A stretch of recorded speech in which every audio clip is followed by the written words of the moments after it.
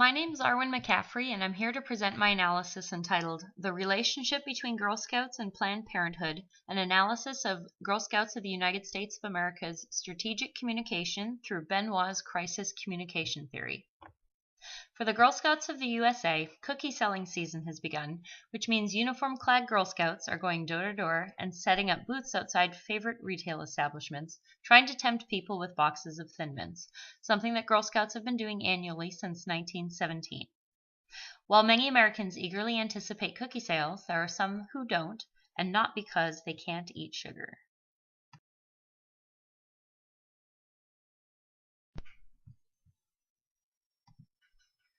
For the past decade, the Girl Scouts of the United States of America has been faced with a public relations challenge that peaks during cookie season.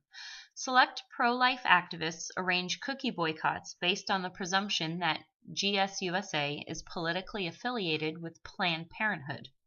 These individuals are distributing misinformation about GSUSA in an attempt to prevent cookie sale revenue from being funneled to an organization that provides contraceptive and abortion services.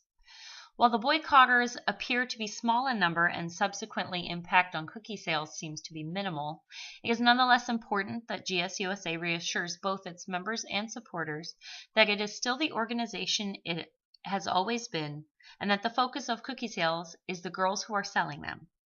GSUSA has confronted this conflict head-on with strategies that are consistent with the crisis communication recommendations of William Benoit, but there is room for additional improvement in this area. Girl Scouts of the USA was first accused of being officially affiliated with Planned Parenthood in 2003, when a Girl Scout council in Central Texas co-sponsored a Planned Parenthood workshop on dating, sex, and AIDS aimed at young teens. When national attention was brought to the partnership, the GSUSA logo was removed from the workshop's poster.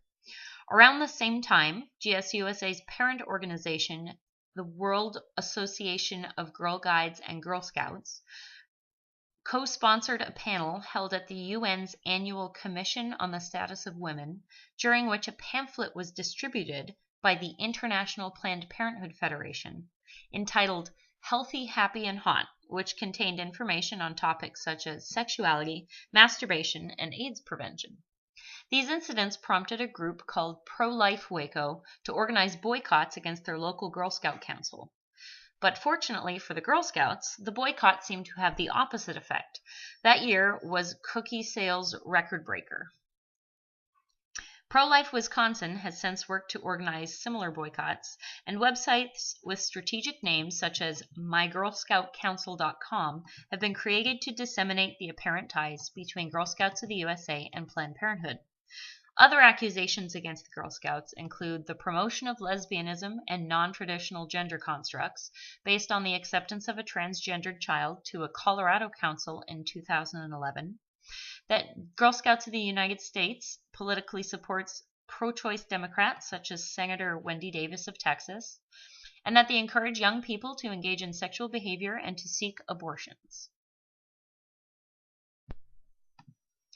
William Benoit suggests organizations take several steps to help restore their image when faced with negative public relations. The organization can deny the incident altogether or shift the blame. It can evade responsibility through emphasizing accidents or their good intentions.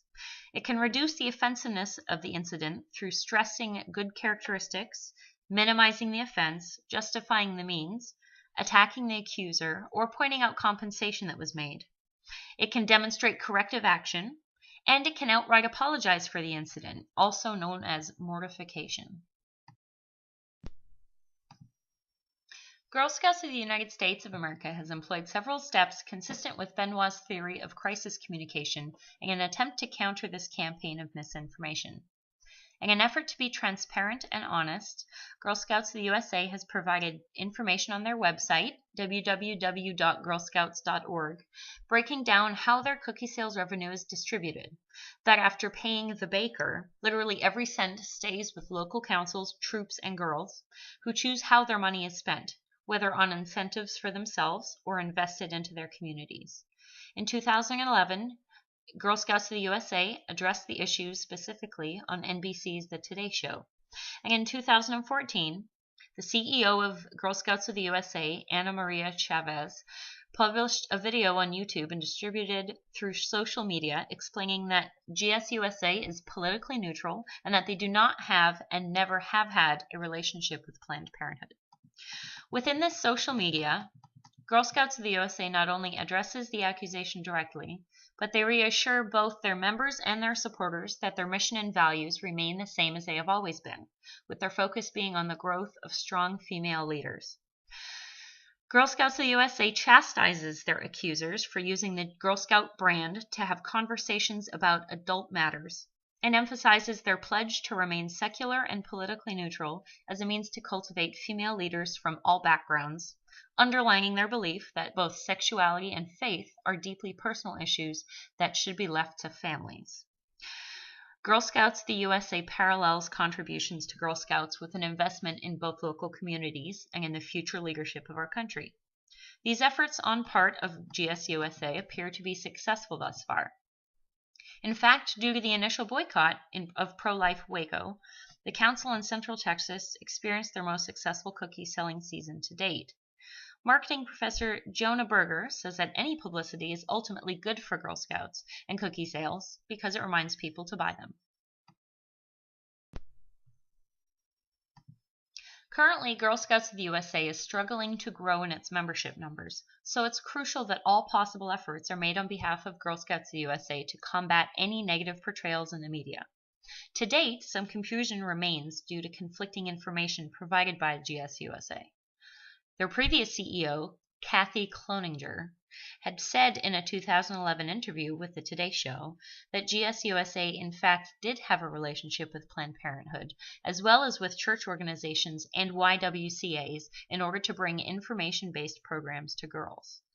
However, GSUSA now states that they have never maintained a relationship with Planned Parenthood, but acknowledges that individual councils can partner with other community organizations of their choice, potentially including Planned Parenthood. This statement implies that the council in Central Texas that co-sponsored the Planned Parenthood workshop in 2003 was acting at the discretion of local leadership and not that of the national leadership, but it is not directly explained. The inclusion of the Girl Scout logo on the initial 2003 Planned Parenthood sponsored document and its eventual removal could be addressed directly as well.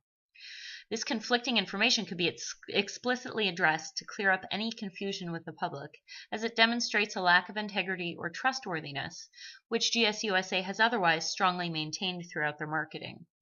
GSUSA has long stood by its values of inclusion and secular-mindedness, even at times when said values were seen as socially unacceptable. After specifically explaining the confusing Planned Parenthood issue, GSUSA could go one step further and apologize for the state of confusion, which would increase their trustworthy image without compromising any potential organizational partnerships that may occur at the local level with Planned Parenthood or any other organization that could be considered polarizing. For 10 years, Girl Scouts of the USA has handled negative accusations of pro-life activist groups with relative success, employing Benoit's recommendations of image repair, carefully turning the tables on the activists for using their Girl Scout brand as a means to a political end, emphasizing the focus of the Girl Scout mission, reassuring its public that a cookie purchase was an investment in both girls and communities, and outright countering the accusations of the activists. These actions, especially in the video released this year from CEO Ana Maria Chavez, convey the reliance on a strategic communication plan that anticipates the actions of these fringe activists. However, there are still steps that GSUSA could take to further improve their image. Addressing the conflicting information about Planned Parenthood affiliation, as well as issuing a possible apology for any confusion, could counter the remaining accusations that GSUSA is being less than forthcoming about their political intentions. Overall, GSUSA has successfully utilized strategic communication and does not seem to have suffered financially or otherwise as a result of the negative PR.